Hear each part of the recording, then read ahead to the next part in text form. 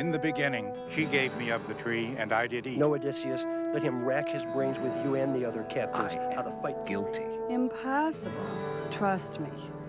No one to weep for me, my friends. No wedding song. Amo verumque cano, Troiae qui primus laboris Italiam Dante ha fatto il pieno e per gli altri è rimasto ben poco, which means that Dante filled up. I was the more deceived. Confess that you were very bad to hurt my feelings. Cried Candide, I'm through. Enough. Who are you then? Part of that force which would do evil evermore, and yet She was eating a maraschino ice at that precise moment. There is no When Gregor Samsa woke up one morning, he found himself changed in his bed into a monstrous dung beetle.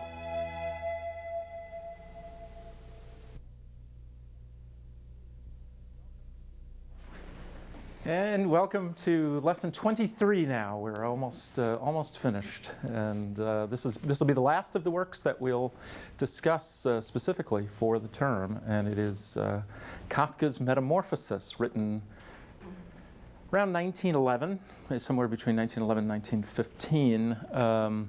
Very strange story.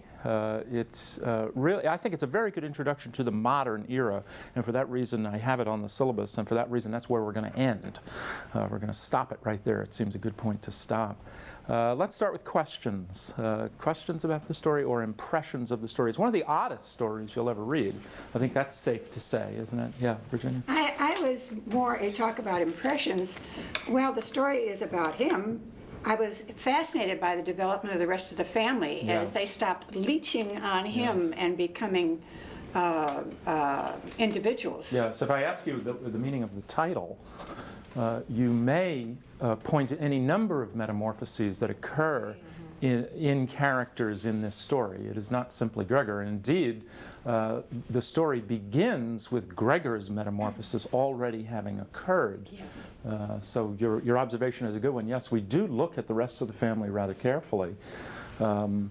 A wonderfully dysfunctional family. Typical family. Yeah. And so, yes, we will talk about that this morning. It's a good observation. I thought it was interesting and unusual the way Kafka started the story with the climax, and the rest all just kind of followed and developed the history of the climax. Yeah, and the tone of it is just absolutely riveting, is it not? I mean, here is this most extraordinary event occurring, and he makes it quite clear it was no dream. He says 4 words that are just shocking as you read them. It was no dream. This is not a metaphor. This is not man as a dung beetle or Gregor as a dung beetle. This is Gregor is a dung beetle. And so there is a real metamorphosis that occurs. The climax may be the beginning of the story. It may not. We may get some disagreement on when the climax of the story is. But you're right. It's told with a kind of a typical Kafka style, tremendously matter-of-fact, tremendously understated, almost as if you were reading a journalist account of what was going on. He just wants you to see the facts, and he gives you the facts very matter-of-factly. And the gap between the content, the subject, and the tone and the form with which it is communicated creates an extraordinary tension. It really is puzzling, isn't it? And you wonder, I mean, even the parents' response to him when they first see him, it's not like they run out and get a doctor, or they run out and get the police, or they run out wherever you would run out. They just know it's Gregor, and they're going to go on with their lives, even though Gregor is a dung beetle in their presence. It's extraordinary. Let me do Barbara, then Peter. Reminds me a little of this matter of fact. You brought that out. I was trying to pinpoint it in my mind. It reminds me a little of Voltaire and Candide. He tells these horrible things in a very offhanded, matter-of-fact way. Right. This is the way it happened, and this is the way it was. Right, yeah, there's no attempt at a wry smile. Although the tone, obviously the tonal difference between Candide and Metamorphosis is really enormous, isn't it? Yes. Because Candide, of course, is told with a wink and a nod and a smile, whereas this, I'm not sure. If I ask you for humor here, can you find it? Maybe the charwoman. Yes, She tickled I him. think so. You see, I think so. I think the charwoman is a kind of comic character. You know, Bergson's theory of comedy is that we laugh when people become mechanical, when they become less than human, and we find it funny. Have we talked about this in class? Ever make reference to the Charlie Chaplin flick where he, this will illustrate When men become machines. Yes, exactly. Yeah, and there's also a short where he plays a fellow who is a cleaner. What am I trying to say? A janitor type. And he comes in, with a feather duster, and he starts going around the room dusting this, dusting that. And he's kind of funny. He's so physically funny, and you're laughing. And he walks by on the boss's desk is a goldfish bowl with several goldfish swimming around, and he looks at the ball. And remember the short I'm talking about? And he walks around, and then finally, you know where he's going with this, and finally he picks up the goldfish, dusts them off, and puts them back. And it's wonderfully mechanical. And it's because the human being is so on automatic pilot, unthinking and mechanical, we find that funny. And the charwoman is a good, I think, example of that. She's so proud of herself, remember? To tell the mother and father that they don't have to worry about She took care she took care of it, is right, into the dustbin and out with the rest of the garbage.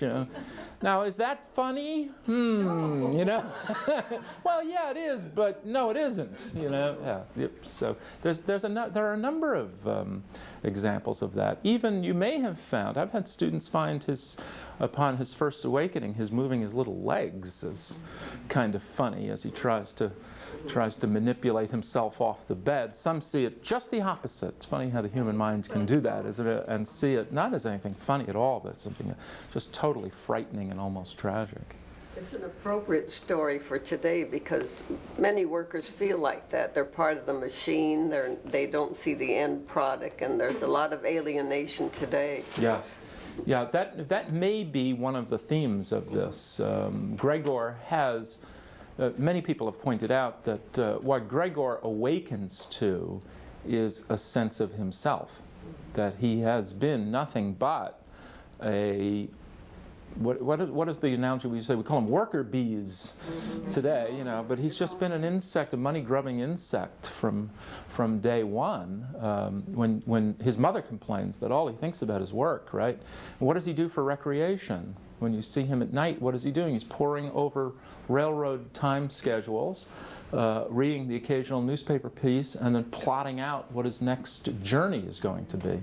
He's a traveling salesman, which has become a metaphor in the 20th century for the rootless, alienated kind of capitalist worker who has no place and simply moves about like a gypsy attempting to make money. Yeah. We'll return to that, Valeria. That's a good point. I had two impressions. The first time I read through it, I kind of took the cue from some of the notes in the anthology, and where they talk about the crossover of paintings and literature and poetry. Yes. And when I first read through it, it almost looked like a Picasso painting. I didn't quite understand it. It was kind of interesting and it was kind of put together nicely, but I didn't quite understand it. And it was kind of almost light reading for me. And then I read through it the second time, and I tried to put myself in the character of Gregor, primarily as a terminally ill patient. And when you read it that way, it really is gloomy. Oh yeah, yeah. It really is frightening, isn't it? Yeah. I see him as a mentally terminally ill patient. Rather than physically. Yeah. Okay. Explain why. I think he is a mentally ill person. He can't relate to life, his family. He locks himself away in his room, and he finally just regresses more and more and more, and it's kind of a living death, and and I tried to decide, did he really die, or was this just a mental death that he went through? Yeah, no, he really dies, doesn't he, in the story? But as the story was going, that's what I was You want to resist, don't you, the factuality of what Kafka's giving you. I kept trying to make it a mental You want to keep going for the metaphor, don't you? You want to keep going for the allegory, but he doesn't give it to you. It's literal. It's not allegory. You know what's fun? You know what's fun about this is children have no problem with that at all. You understand that? Children just do not have problems with that. They do not need to be turning their signifiers on all the time. which is, to my mind, why children make such a better audience for poetry than college freshmen and sophomores. Those of you who are college teachers in the audience will know exactly what I'm talking about. They've been schooled to turn on their signifiers, that nothing can be literal. It all has to mean something, you know. And then you get the magical high school English teacher who passes hands over proofrock and suddenly makes it all meaningful, whereas the first time it was just drudgery, you know. So yes, the factuality of his death is not allegorical. Yeah. Communication is an important part. When he's speaking to his parents, he thinks they hear, but I guess it's sort of garbled language. Yeah. But that shows when a civil servant sort of fellow, when he tries to speak to others, you know, they don't listen. They don't hear. Yeah, yeah. Two good points which we'll return to. You've hit two, I think, really important points. Let me go Rosemary and then up to Phyllis. I thought of this point too, which is a little bit different, is the fact that you know, a man would think that's alienated, that he's indispensable. He thought he was so indispensable. His father couldn't function without him, and his father was supposedly so sick and weak, which he wasn't finally. And you know, he was just, he lived in an illusionary world. It was all wrong. He just perceived everything wrong. It's very sad, isn't it, when he discovers that his father has had a stash of money. And but poor Gregor, you know, even after he discovers it, he says, well, geez, you know, if we'd used that, I could have quit my job sooner, which is not, obviously he wants to quit that job. He does not like his work. And then he concludes, but perhaps Father's way was best. And oh, it's so poignant, you know, that he still defers to the father's authority. Let's see, Phyllis, yeah. Yeah, I found that when people listen to readings of these, like recorded Kafka, all the bizarreness, the paradoxes, the self-defeating incidences is fun. They laugh and they see the humor along with. Yeah. You know, the deep feeling of it, but they see I believe they see the humor of the whole situation. And the humor is in the absurdity of it? Help me to understand the humor of it. It's grotesque humor. Okay. It's grotesque that the lack of communication, all these things that don't fit, trying to get somewhere and never getting there, becomes almost, you know, like you would laugh nervously almost. I was going to ask you if it was a humor of defense rather than... But that lack of communication is central to his position. Absolutely. The fact that if he could have been understood, right almost to the end, they kept wondering, does he understand? And some were always assuming that he did. Ironically, his father was the last one to be convinced that he really didn't understand. But Gregor did. But I found it really hard because he never once experienced any terror himself, it seems, because of his situation. Yes, absolutely true. Until his transformation, yeah. Right, I mean, and even talk about the ultimate denial. He still is convinced with these hundreds of legs and the hard shell back, and he can see what he can see of himself, and he knows what he is. But he really believes that if he could just get into his suit, he could make the later train. And like no one's going to notice, he's a roach. Yeah. Yeah, it's very poignant, isn't it, that the first things that run through his head are, what time is it? Now notice all the stress on the clock in this story, which is just classic in 20th century literature dealing with the business milieu, the notion that time is money, that you're allotted a certain amount of time in life. I do this with my freshmen. I needn't do it with you guys because you have a little life experience compared to them, but I always tell my freshmen that what they're going to do, and they're tremendously offended when I say this to them, but I say what you're going to do is you're going to spend 4 years at university to make yourself marketable, and then you are going to come to graduation and you are going to sell yourself to the highest bidder. You are going to go out there and market yourself, and somebody's going to buy your time. And what you're going to offer them is 60 hours a week of your life. And you're going to sell those 60 hours to the highest bidder. And they look at me like, you know, how dare I? What are they talking? We don't do that. That's not. And then it starts to occur to them, well, geez, you know, yeah, maybe that is what we do, you know. And yeah, Gregor comes to no sense that his, well, I shouldn't be so quick about this. We might ask, does Gregor come to any awareness in the course of the story? He continues to think, but he's just the ultimate adjustable, whatever's good for everybody else. and nothing for me. I mean, he really makes a vice out of that. Yeah, yes, the suffering servant. Well, maybe yeah. he thought he was above all his life, and so that he didn't even notice the difference when he really turned into a bug that no one understood and no one cared about, just an insect that you just don't pay attention to. There are he some who lived have that said life, that. so he didn't even know the difference. Yeah, that he comes to that, all he comes to, and is, he doesn't undergo any change at all, really. He's been that all his life, and he simply becomes it. So the metamorphoses occur to other people in the story, not to Gregor himself, who has always been a bug. Yeah, I agree with that. First of all, because Gregor was so nonchalant about his transformation, I thought, well, that's one source of the dark humor in there. Like, when he first realized that his manager was there, he didn't think, oh, I'm a roach. He thought, oh, I have to work for a company where the manager comes when you're late. Gee, you know, and then... It's a terrifying scene, by the way, isn't it? It's just a few minutes late, and the chief clerk has never been late a day in his life, you know? Yeah. And the chief clerk is right there. And saying, perhaps instead you've of stolen thinking money. of his transformation, he thinks, my boss is here. And I thought, well, okay, I could understand that if he wasn't a roach. Yeah. I think I would be thinking, wow, I'm a roach. Yes. And then I think I also have to agree the title doesn't have to do with Gregor at all, because he already metamorphosized.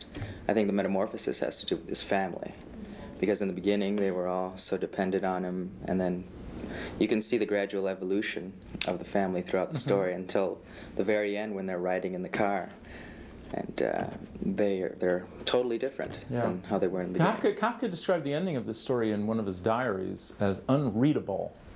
And we don't know what he meant by it. He did not, unlike Dostoevsky, who through the notebooks we know had several endings that he was toying with.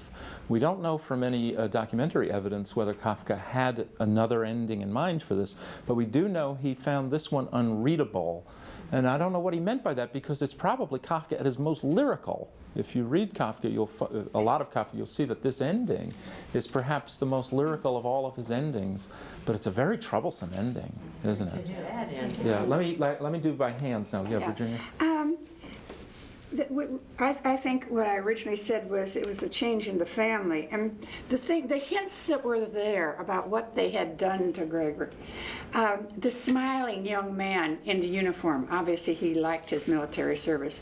The picture of the woman in fur on his wall, and the family being shocked by seeing that there, because they had him structured to be their slave, really. He did the things that they were able to do but didn't. And the revelation that there was money. He thought that if he didn't pay the debts, they'd be thrown out and it would crush his father. Oh, yeah. He was as much a tie to his family, or they were a burden to him, as the other books we read, Crime and Punishment and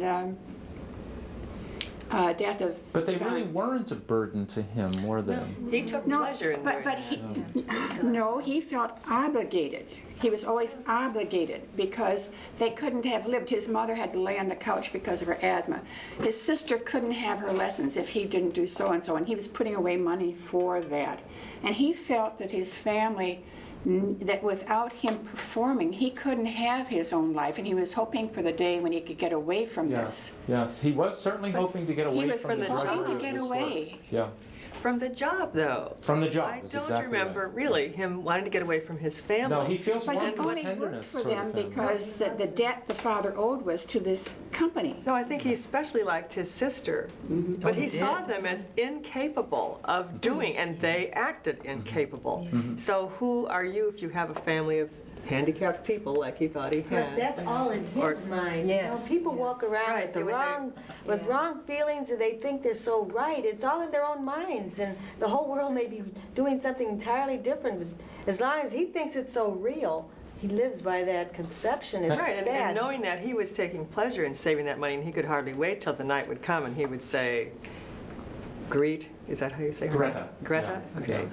You are going to the conservatory and I'm sending right. you. That was important to him, and that was maybe the one thing he regretted, was that he wasn't going to be able to do that. Yeah, you're really not talking at cross purposes, because one is a view of work and the other is a view of family. And what's fascinating in this story is the role that Gregor plays within that family. If you'll think about it, he plays simultaneously the role of father, forgive the gender stereotyping, but you know what I mean by that, the breadwinner, you know, the one who brings in the income, and goes out to work and brings in the income.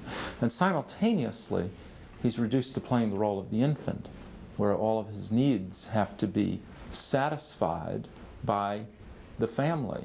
You notice that he has to be fed, food has to be brought into him, nourishment has to be brought into him, and the family has to redefine their roles as the result of this new infant, if you will, in the family. That's really quite complex. I thought it was so sad that the family seemed, in fact, I thought they were better off, functioned better after he was gone. Oh, absolutely.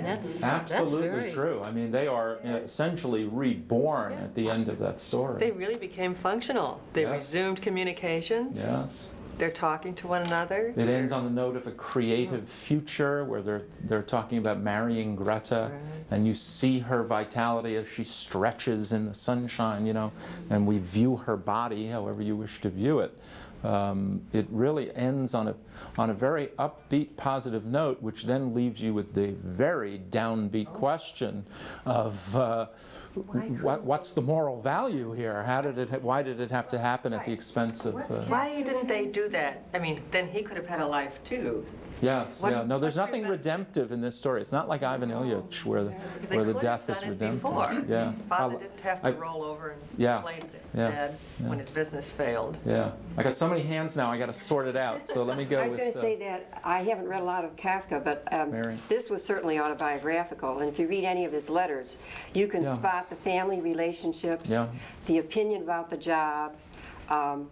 He was always at cross purposes with himself because he felt he was born to write and yet he had to have this job. And there's this terrible dichotomy in his emotional status between these two things, one he has to do and one he wants to do. Kafka's work has always been seen as highly autobiographical. And the relationship to his sister and to all women. Right. It was just...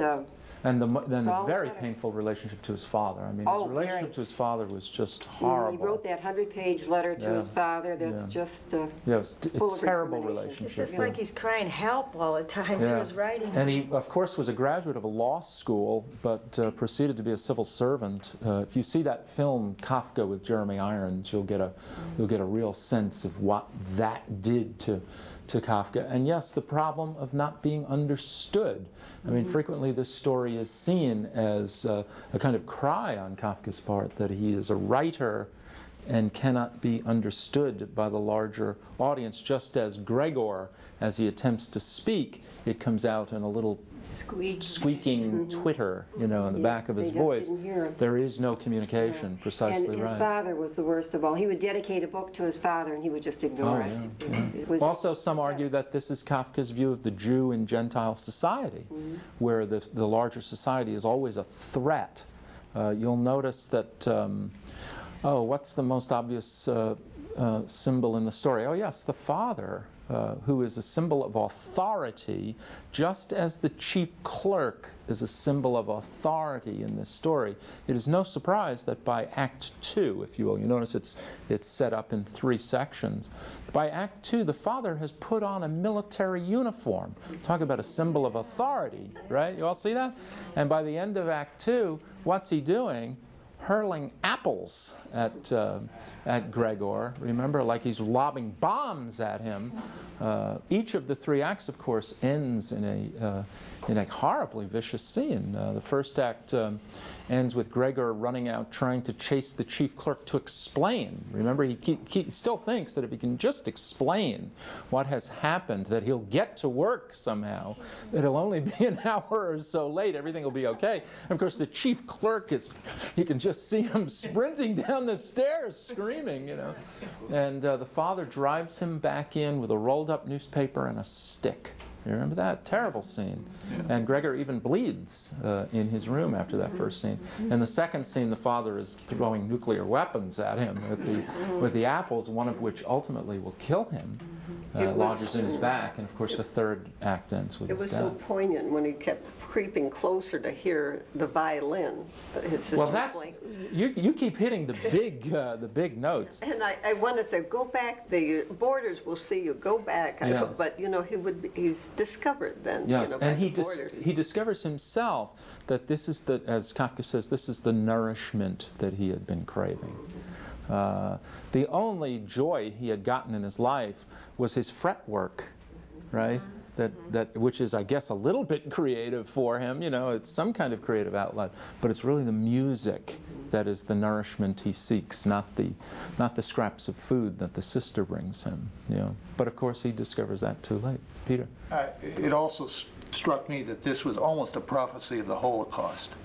Is when you think of people as roaches and bugs, it's very easy to just discard them and ignore them and kill them in the end. Absolutely true. One of the things that Kafka emphasized throughout was the notion of dehumanization. Obviously, there's almost no better way to demonstrate that than to have the human being reduced to a dung beetle. How do I put this? Once that's done, as you point out, then anything can be done to it. The father is a good example of that. The father takes a very aggressive stance toward the dung beetle. The mother does not. Do you notice that the mother, although she remains ineffectual, she at least maintains her affection for Gregor. The sister, there's just a wonderfully telling shift in pronoun when Greta.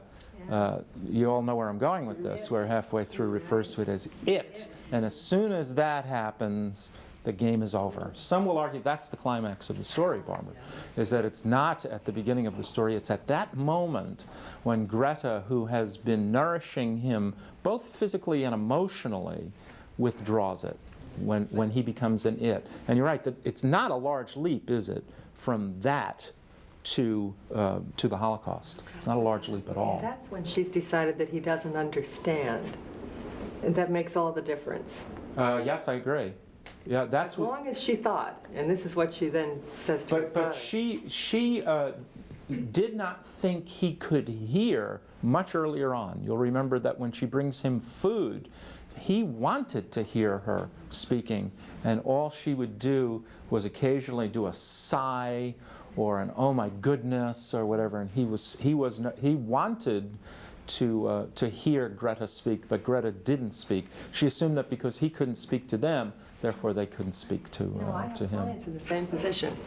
Is that right? Yeah. Right. After a stroke. Yes. After a head injury, after a fall, after an automobile accident, and communications is disrupted. Yes. They cannot speak. So do they then? My advice is always to conduct yourselves as though they understand everything. Okay, yeah. Because there's no way to know that they don't. Yeah. And anything could be happening in there. It's hard, isn't it? But it is, I'm sure you'd know better than anybody then how difficult it is for those around the person who cannot speak. When you're getting nothing back in communication, when communication is one way, how very difficult it is to maintain that communication. True. And I've seen both. I've seen families destroyed by this, and I've seen families strengthened and find strengths they never dreamed they had. Yeah. And it happens every day in real life too. Yeah. Not the physical difference, but the being cut off and nobody being sure. Yeah. This person can end up being treated like a piece of furniture. Yeah.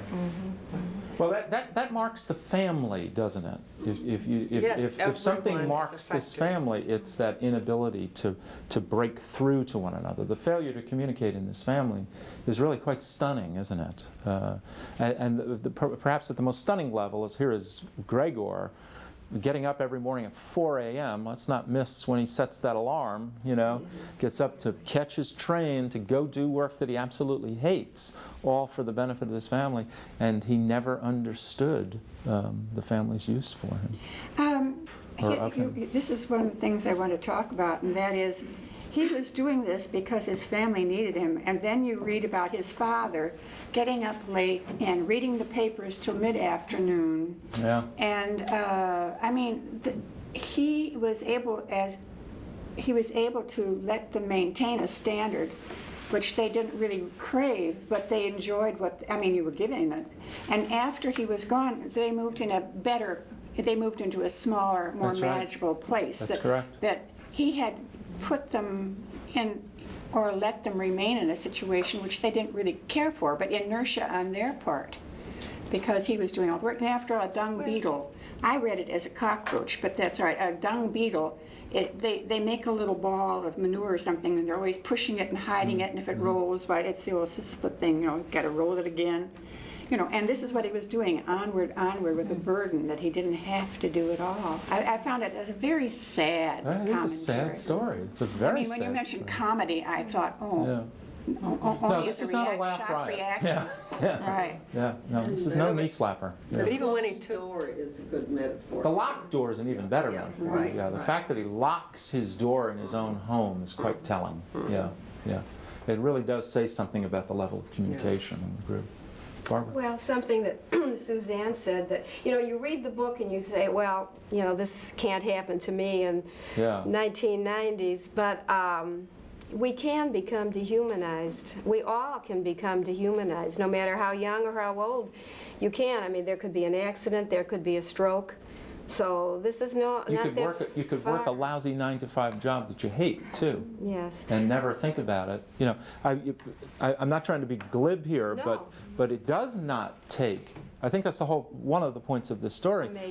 Exactly. It doesn't take a major catastrophe in your life to turn you into Gregor Samsa. Well, it may be just the fact of modern life that turns you into Gregor Samsa. But doesn't he allow this to happen to him? Absolutely I mean, true. you have always asked us about fatal flaws. Yeah. And here, I mean, he looks at himself as a bug, therefore he is, you know, the syllogism of man, therefore I am a bug. So he has allowed this to happen, but, you know, thinking of the fall from paradise, my, what a fall man has come to from Adam to an inhuman insect. Yeah. If you look for, I mean, good point. Yeah, it can be just the warp and woof of everyday life that turns you into a Gregor Samsa. If you look to your life for meaning, if I ask you, what is it you do? How do you answer me? Now, a lot of people will say, well, I sell insurance. That's what I do. You know that cocktail party patter, you know. How do I know who you are? I'm not going to ask you who are you, because all you're going to tell me is your name, and that's not going to tell me a hell of a lot. You didn't have anything to do with that. That's quite an accident, you know. If I want to really get to know you, I might ask you, what do you do? And Gregor would say, I'm a traveling salesman. And if I asked him, what else do you do?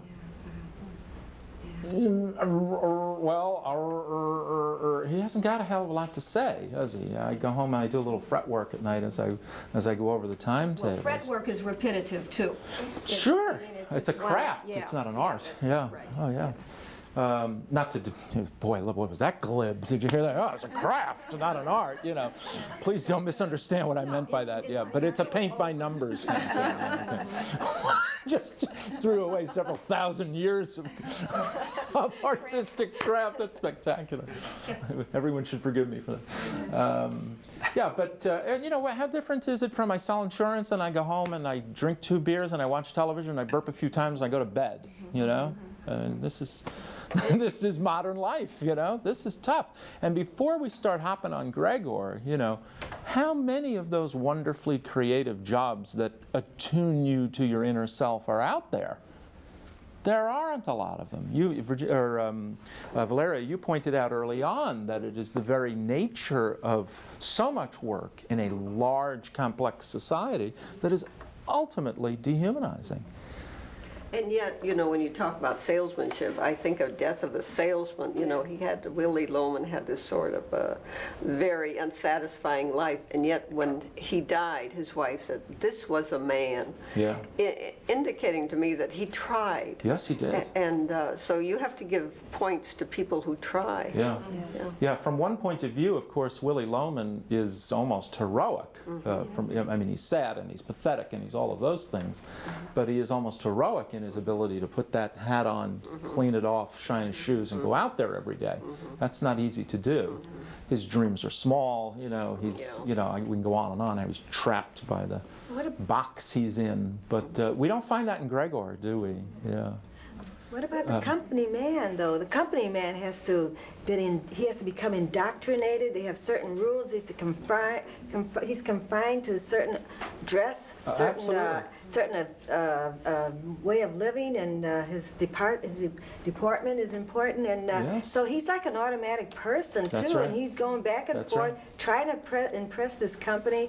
He could become another Gregor. You know, they haven't got time to have any interests because they're overworked. And that's what's funny about the exchange. Funny, again, not in a knee-slapping kind of way, but the exchange between the chief clerk and Gregor when he comes is, some have seen as a rather funny scene where the chief clerk is talking about, you know, business must be done, and business is, you know, just like out of Death of a Salesman, where business is the great line, you know, and business must be done, and we must be on time, and we have to do this, and you must be there, and you can't be sick, and and the bottom line is all, and that's the stuff of the chief clerk, and Gregor buys into that completely, doesn't he? Mm-hmm. I mean, without question, he buys into this.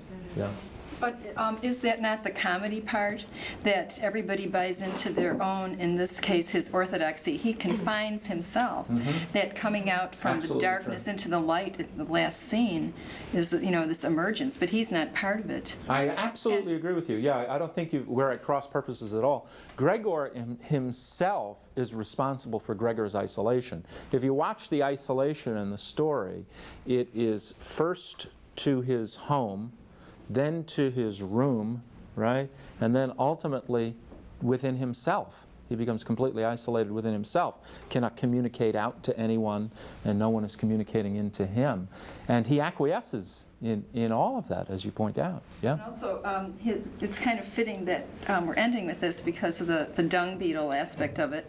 But someone mentioned Adam, starting with Adam, but that also means red earth, the name Adam. Yes, it means, so it's sort of mud to mud. That's correct. Adamah in the Hebrew means ground. Yeah, and it is from the earth, it is from the ground. That's where he gets his name, from the Hebrew Adamah, which is ground. Yeah. Thanks for seeing what I did here. I mean, I deliberately tried to end with, I didn't deliberately try to end, we deliberately ended, didn't we, with the metamorphosis, because of that very meaningful journey from Adam, formed of the ground, in the image of God, to man as a dung beetle. Some will argue that this is one of the enduring problems in the 20th century, is the notion that Peter pointed out, that we tend to dehumanize very quickly those who are not like us. If there's how shall I describe this? The rage to be normal. The family, you'll notice in this story, is liberated once the insect is dead. It's like they can return to a normal life. And we do that to stroke victims. We do it to people confined to wheelchairs. We do it to those who are physically deformed. We do it to those who may not believe the way we believe. We do it to people who may not be the color that we are. You understand what I'm doing with this? And there is this desire on our part to reduce in stature the humanity of those people. This is one of the reasons why my artist friend, I talked to you about talking to my artist friend about this story, and he screamed out ultimately, "I am Gregor." And what he meant by that was does it to exactly, it dehumanizes him. It wants to reduce his work to a commodity, and he does not wish his work to be reduced to a commodity. And worse, to look at him is to know he is different. He's got this big bushy beard and this long hair, and he looks like the wild man of Borneo, and he dresses in a crazy fashion, and he talks very energetically, and people are like, woo, you know, oh, well, he's an artist. You know what I mean? Well, you know how they are, you know. And we do this all the time, all of the time. And this is one of the, and thus we have such extraordinary horrors, some will argue, in the 20th century. That is, we dehumanize. As soon as Gregor becomes an it, as soon as Gregor becomes a dung beetle, then Gregor can be swept up in the dustpan and thrown away. So it's one of Kafka's fears. Kafka suffered tuberculosis, to go back to the autobiographical stuff. He always he thought made him an outsider. But especially being a Jew in Prague made him feel like an outsider. Because at any moment, that friend could turn into an oppressor. And he was painfully aware of that. In a time in that country where to be a German-speaking Jew, which is what he was, put him even lower on the totem pole, where there were separate entrances to the universities for those who spoke German as opposed to... Two of his sisters did die in the concentration camp, and then Melina, the one who stood by him through his last tubercular illness, she also perished in the concentration camp, so... Yeah, to use that word Kafkaesque, it's come right into our language, hasn't it? Is to be thrown into a kind of commonplace horror, if that makes sense. You know what I'm trying to say? It's when you bump up against mindless bureaucracy, and the mindless bureaucracy reduces your sense of humanity, and you become a victim of that mindless bureaucracy. You are on trial. What have I done? That's not the point. You are on trial. But I'm in it. That's not the point. You are on trial. It's like, good gravy, what's going on here? You know, we've been so gloomy, but there are positive metamorphoses in our society. Yes, when you think of the civil rights, emancipation, and even what's going on in South Africa. So it can reverse itself. That's not the point of view of this story. I know. I felt I had to yeah, I understand. lighten Right. up a bit. Yeah, right. No, he's gloomy. He's gloomy for sure. If there, maybe it does. Maybe the story does suggest that ending, which Kafka found unreadable, really does have a positive. But if it does, you've got to ask yourself, at what cost does this family find itself reborn? At what cost does Greta come out like a butterfly out of the cocoon? It's at the cost of Gregor's life, very life. They suck the life out of him. Yeah. You're frowning now. You don't seem happy. No. Well, because of the truth of it, because it's like the Iliad. There's a little respite, and so the body is given back, and there's some peace, perhaps psychological peace for a few moments. But it's going to happen to other people. It happens to us, and if you don't see the trap, you don't see the comedy of it. If you can't see the comedy of it, you're in the tragedy and the trap and the dark period. Yeah. Yeah, there are striking resemblances in this story to any number of things that we've read this term. It's really quite remarkable, actually. Maybe in the next hour we can talk about some of those. I'd like you to think of it in terms of Ivan Ilyich, because they're not quite contemporary, but they're close, and they both have to do with the death of an individual, and they both have to do with people leading pretty commonplace lives. I think Gregor's life is a pretty commonplace kind of... if it was modern America, he'd be an 8 to 6, 8 to 5 worker, doing what traveling salesmen do. I'd probably see him at O'Hare Airport. You know those horrible scenes where you walk through the airport and hear these guys that have been on the road for a week, and they, I just feel for them terribly. They sit there, they're tired. You can imagine how exhausting that is, traveling from one hotel to the next. And they're either doing their 11 a.m. Bloody Mary, or they're, I'm being a little glib here again since it's glib day, but also sitting there just with like tombstones in their eyes, just dead. Ivan Ilyich, same kind of guy, led the John Doe kind of what was expected of him by the society, and one comes to an awareness of that life, and I'm afraid the other one doesn't. I shouldn't be so sure, but I don't think Gregor comes to anything other than the music, the effect of the sisters' music on him. And the fact that it wasn't very good music, according to the reaction of the boarders. Yeah. You don't think that by the end, Gregor Samson realizes that it's going to take his death under these conditions I do that, in order for his sister to blossom out? I think it's even larger than that. I agree with you that I do think he comes to an awareness that it is time for him to go. And it in many ways is his final act of love, because he understands what a burden he is to the family.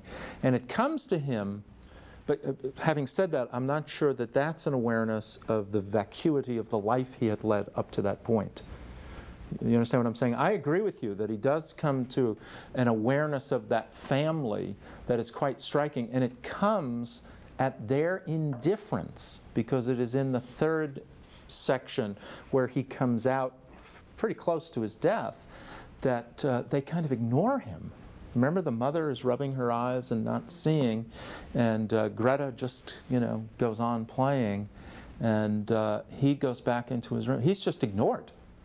And it's at that point he crawls back into his room and does the noble thing by dying. But you understand what I'm saying? I don't see any evidence in the story that he looks back to the kind of dehumanized life that he has acquiesced in and said to himself it was wrong.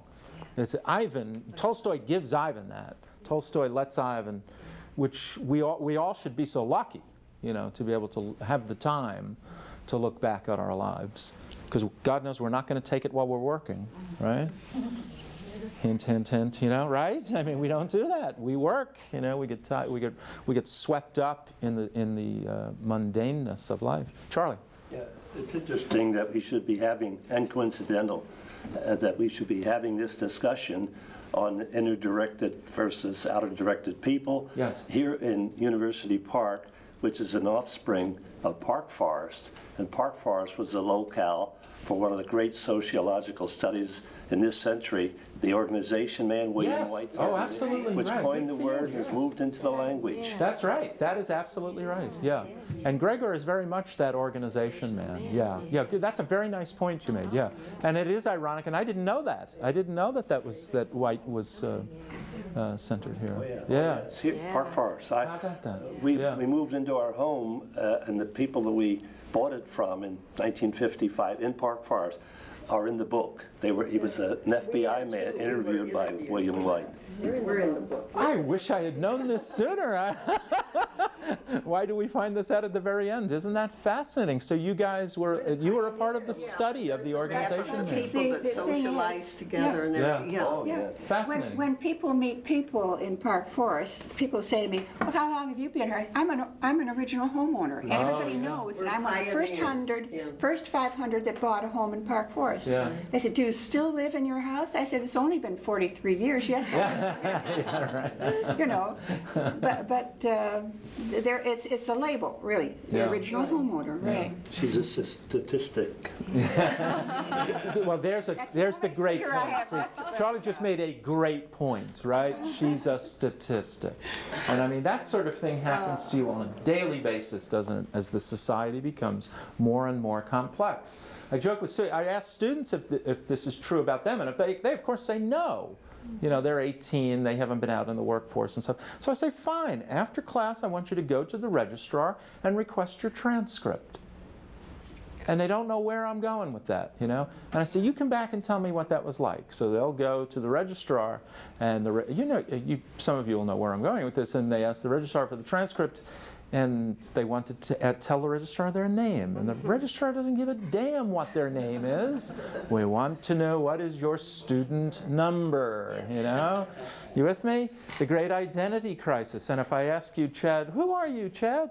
And you tell me, and I say, prove it. You reach into your pocket and you take out all of these authenticating documents to prove to me who you are. So you'll break out your driver's license with its nifty little picture on it, and well, then it must be. This is who I am, and it's your driver's license number, your address, your date of birth, exactly. It's all numbers. Yeah. This occurs to us on a daily basis. But it doesn't have to be that way. I mean, if we let work define our entire personality and character, then it's our fault.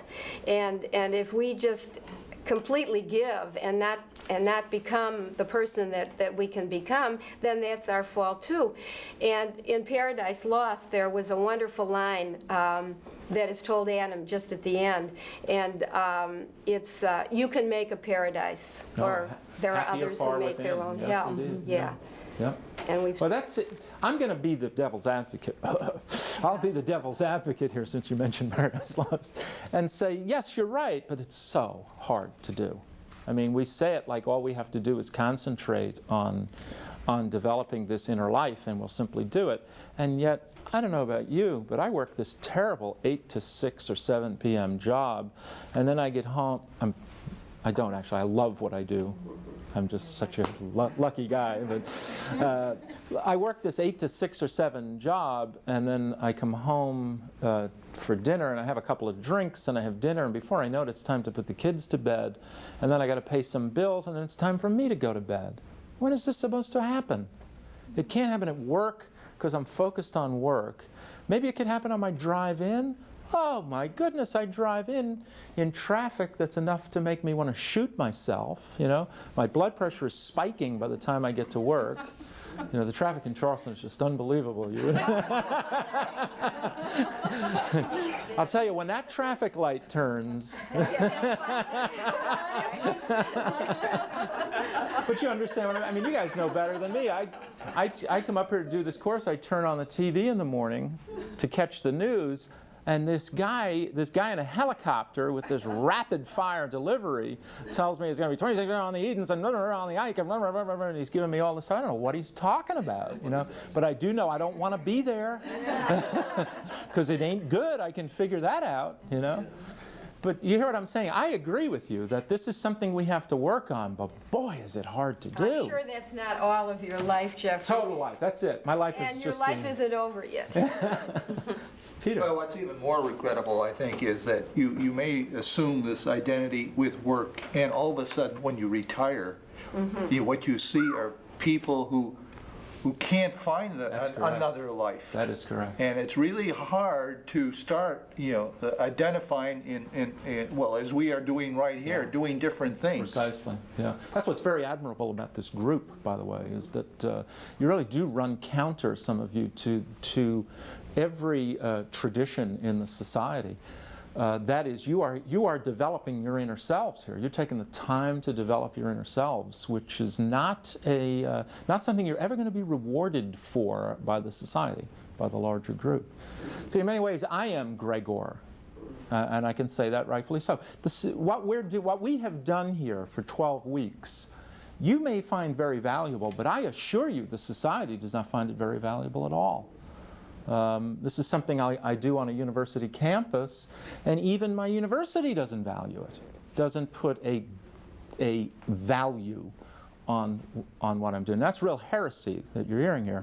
But of course, getting together with adults and talking about literature doesn't do a damn thing for the GNP, doesn't do a damn thing for income. It's developing inner selves, and that's just not a very valuable thing. You're a librarian. You understand what I'm talking about? You and I will never grow rich in this society. You know, English professors and librarians are at the bottom of the barrel. Your high school teachers make more than I do. Yeah, this work for a young reader, couldn't it be a springboard to optimism? I don't want to be this Beatle. I will try, but no. I think what happens too often is the same reaction you get with every reader of Ivan Ilyich, you know? It's true of Ivan Ilyich, but it's not true of me. It's not going to happen to me. Yeah. We distance ourselves from it.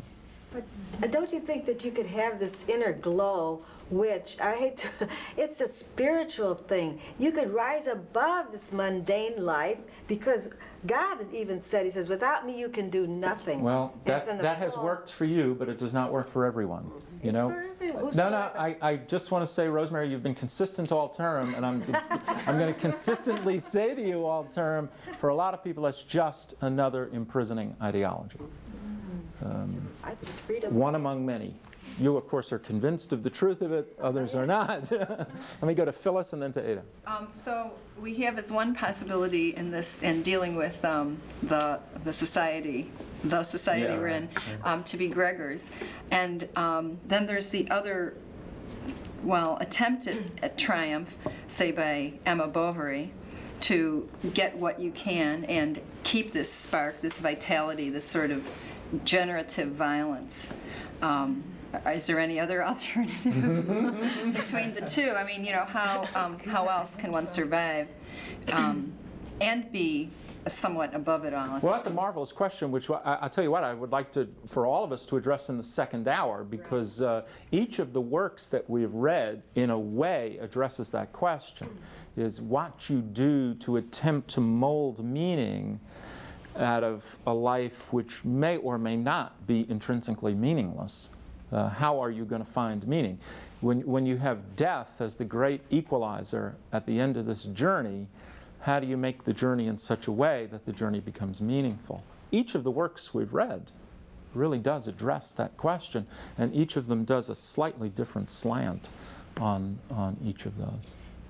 I promised Ada, and yeah. It seems to me that we seem to live our lives trying to beat expectations or do what is expected of us to a certain point. And I think as human beings, we're too lazy to live experimentally, to try things on and discard it. And I say lazy because some of us don't try, we don't research other options. And then we paint ourselves into a corner at some point of our lives and have to switch hats or make adjustments. It's hard to do because we haven't explored our options.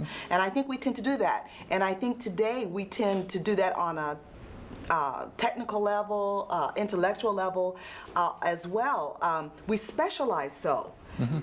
Doctors know about hands, but they don't know anything about your feet. You know, we can go on and on that way. Your point is well taken. It's what I was trying to imply earlier about this rage to be normal. You're asking people to transcend the norm, to try on odd hats, maybe. To try on odd clothes, perhaps. Right. See what it feels like, see what it tastes like. Most of us are scared to death to do that because it makes us Gregors. We get put on the outside, we become outsiders, and in the process of becoming outsiders, we become its. It's real difficult to wander outside of the norm. Well, I've suggested that by staying in the norm, we do become Precisely. That's the point of the literature. Yes, you're right, Ada. Of course. I mean, you're absolutely right. I mean, isn't that the point of The Death of Ivan Ilyich? Is exactly that.